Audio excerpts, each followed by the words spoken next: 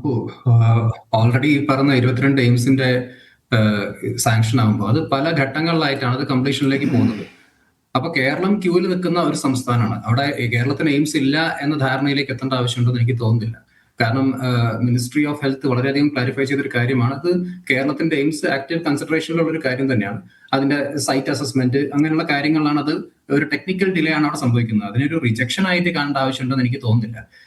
മാത്രമല്ല, ഇവിടെ നേരത്തെ സൂചിപ്പിച്ച പോലെ ആയുർവേദത്തിന്റെ കാര്യത്തിൽ കേരളം മുൻപന്തിയിൽ നിൽക്കുന്ന ഒരു സംസ്ഥാനമാണ്. അപ്പൊ കേരളം അതിലൊരു കണ്ടന്ററാണ്. എനിക്ക് തോന്നുന്നില്ല, ഇവിടെ ഞാൻ ബജറ്റിന്റെ പ്രഖ്യാപനം കേട്ടു, പക്ഷെ അതിൽ എവിടെയെങ്കിലും ഇത് ഏത് സംസ്ഥാനത്താണ് ഇത് കൊണ്ടുവരാൻ പോകുന്നത്, എയിംസ് ആയുർവേദ ഇൻസ്റ്റിറ്റ്യൂട്ട് എവിടെയാണ് വരാൻ പോകുന്നത് എന്ന് എനിക്കറിയില്ല. പക്ഷെ കേരളം അതിലൊരു ടോപ്പ് കണ്ടന്ററാണ് എന്ന വാർത്തകൾ ഞാൻ വായിച്ചു. അപ്പം അങ്ങനെയുള്ള ഒരു അവസ്ഥയിലാണ് ഈ ഒരു എയിംസിന്റെ കാര്യം നമ്മൾ ഡിസ്കസ് ചെയ്യുകയാണെങ്കിൽ കിടക്കുന്നത്. അപ്പൊ അതിൽ കേരളത്തിന് എയിംസ് അലൊക്കേഷനേ ഇല്ല, അല്ലെങ്കിൽ കേരളത്തിൽ എയിംസ് വരാനേ പോകുന്നില്ല എന്ന് പറയുമ്പോൾ അത് തെറ്റായ ഒരു കാര്യമാണ്. കാരണം അത് ഒരു ടെക്നിക്കൽ ഡിലേയിൽ കിടക്കുന്ന ഒരു സംഭവമാണ്. അവിടെ അതിനൊരു റിജക്ഷൻ ആയിട്ട് കാണേണ്ട ആവശ്യമുണ്ടോ എന്ന് എനിക്ക് തോന്നുന്നു. പിന്നെ ഒരു സംസ്ഥാനത്ത് ഒന്നിലധികം എയിംസ് വരുമ്പോഴാണ് കേരളം പോലൊരു സംസ്ഥാനം 13 വർഷമായി ആവശ്യം ഉന്നയിക്കുന്നത്.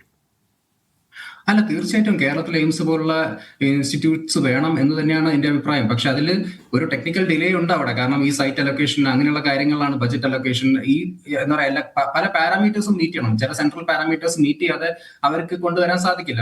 എന്താണ് സെൻട്രൽ പാരാമീറ്റേഴ്സ്? ഇപ്പോൾ ഇവിടെ കേരളത്തിലെ BJP നേതാക്കൾ, കേന്ദ്രമന്ത്രിമാരൊക്കെ പറയുന്നത് ഇപ്പം സുരേഷ് ഗോപിയുടെ ആവശ്യം ആലപ്പുഴയിൽ വരണമെന്നാണ്. BJPയുടെ മറ്റു ചില നേതാക്കന്മാർക്ക് മറ്റിടത്താണ്, പാലക്കാടാണ്. സർക്കാർ സ്ഥലം കാണുന്നത് കോഴിക്കോടാണ്. അപ്പോൾ ഇത് ഏത് പാരാമീറ്റേഴ്സ് ആണ് കേരളം പൂർത്തിയാക്കാത്തതെന്നാണ് മിഥുന് തോന്നുന്നത്? അതാണല്ലോ ഞാൻ പറഞ്ഞത്, സൈറ്റ് അസസ്മെന്റ് പൂർത്തിയായിട്ടില്ല എന്നുള്ളത്. അല്ലെ, സൈറ്റ് അസസ്മെന്റ് നടത്തുന്നത് കേന്ദ്ര പെട്രോളിയം മന്ത്രിയാണോ? കൊണ്ടുവരാൻ പറ്റുക. സോറി, സൈറ്റ് അസസ്മെന്റ് നടത്തേണ്ടത് കേന്ദ്ര പെട്രോളിയം മന്ത്രിയാണോ? അല്ല, മിനിസ്ട്രി ഓഫ് ഹെൽത്തിന്റെ ഇതിൽ വരുന്ന കാര്യമല്ലേ അതൊക്കെ? അല്ല, ഇവിടെ അഭിപ്രായം പറയുന്നത് സുരേഷ് ഗോപിയും രാജീവ് ചന്ദ്രശേഖരനൊക്കെയാണ്.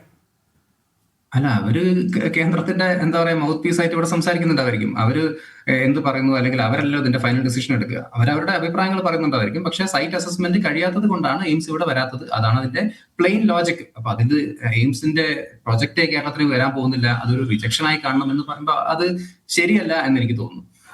പിന്നെ ഇവിടെ സംസാരിച്ച ഒരുപാട് കാര്യങ്ങളുണ്ട്. ഇപ്പൊ നേരത്തെ സൂചിപ്പിച്ച പോലെ debt to GDP ratio. Debt to GDP ratio actually കുറഞ്ഞുകൊണ്ടിരിക്കുകയാണ്. അപ്പൊ നിങ്ങൾ കഴിഞ്ഞ വർഷത്തെ വെച്ച് താരതമ്യം ചെയ്യുകയാണെങ്കിൽ ഈ വർഷത്തെ കുറയാണ്. അപ്പൊ ഇപ്പൊ എന്താ പറയാ, ഏർണിംഗ് പൊട്ടൻഷ്യൽ കൂടുതലുള്ള ഒരാള് ഒരു വലിയ ലോൺ എടുത്താൽ എന്തായിരിക്കും, അയാൾക്ക് പ്രശ്നമില്ല. കാരണം അയാൾക്ക് അത് മീറ്റ് ചെയ്യാൻ പറ്റും, അയാളുടെ ഏർണിംഗ് പൊട്ടൻഷ്യൽ അത്രയുണ്ട്. അപ്പൊ ഡെറ്റ് ടു GDP റേഷ്യോ കുറയും തോറും നമുക്ക് അതൊരു നല്ല പോസിറ്റീവ് ഇൻഡിക്കേറ്റർ ആയിട്ട് കാണേണ്ട കാര്യമില്ല. അതിലെന്താണ് ഇത്ര വലിയ പ്രശ്നം? നിങ്ങൾ ഈ മേജർ എക്കോണമീസ്, അല്ലെങ്കിൽ USA അല്ലെങ്കിൽ ജപ്പാൻ പോലുള്ള രാജ്യങ്ങൾ എടുത്ത് നോക്കൂ. അവരുടെയൊക്കെ debt to GDP ratio 120%, 250%. India actually വളരെ എന്താ പറയുക, ഒരു സ്റ്റേബിൾ ആയിട്ടുള്ള ഒരു പൊസിഷനിൽ നിൽക്കുകയാണ് ഗ്ലോബൽ സ്റ്റാൻഡേർഡ്സ് അനുസരിച്ച്. അപ്പൊ അങ്ങനെ നോക്കുകയാണെങ്കിൽ നമ്മുടെ റേറ്റിംഗ് IMF C ആണ്. നോക്കൂ, നമ്മളത് ഇമ്പ്രൂവ് ചെയ്തുകൊണ്ടിരിക്കല്ലേ.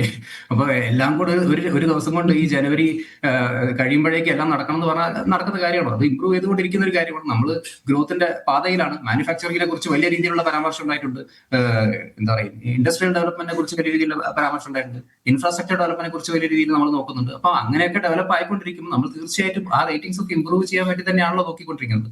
അപ്പൊ ഇവിടെ നമുക്ക് ഒന്നുമില്ല, അല്ലെങ്കിൽ വളരെ എന്താ പറയുക ഡിസാറ്റിസ്ഫാക്ടറി ആയിട്ടുള്ള ഒരു ബജറ്റ് പ്രഖ്യാപനമായിരുന്നു എന്ന് പറയുമ്പോൾ അത് ശരിയല്ല എന്ന് തോന്നുന്നുണ്ട്. കാരണം നമ്മുടെ ഈ കേരളത്തിലേക്കുള്ള അലൊക്കേഷൻ തന്നെ നോക്കുകയാണെങ്കിലും, ഇപ്പൊ 16th ഫിനാൻസ് കമ്മീഷന്റെ അലൊക്കേഷൻ നോക്കുകയാണെങ്കിൽ 1.9% നിന്ന് 2.38% ഉയർത്തിയിട്ടില്ലേ. അപ്പൊ അങ്ങനെ നോക്കി കഴിയുകയാണെങ്കിൽ കേരളത്തിൽ പ്രൊജക്ട് ചെയ്യുന്ന റവന്യൂ എന്ന് പറയുന്നത് ഒരു 42,000 കോടി രൂപയാണ്. അപ്പൊ ഈ സെൻട്രൽ ടാക്സസിന്റെ ആ ഒരു ഷെയർ.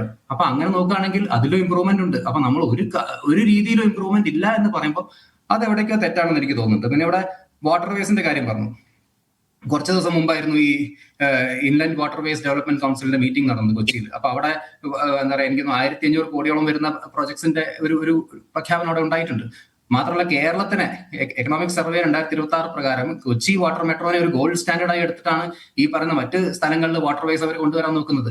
അപ്പൊ കേരളത്തെ പൂർണ്ണമായി അവഗണിക്കുന്നതല്ല, കേരളത്തെ ആക്ച്വലി ഈ നമ്മുടെ മാതൃക അഡോപ്റ്റ് ചെയ്യുന്നത് നമുക്കൊരു പദ്ധതി തരുന്നത് 2-2 മിഥുൻ വിജയകുമാർ. എങ്ങനെ നമ്മുടെ മാതൃക അഡോപ്റ്റ് ചെയ്യുന്നതും നമുക്കൊരു പദ്ധതി അർഹതപ്പെട്ട ഒരു പദ്ധതി കിട്ടുന്നതും 2-2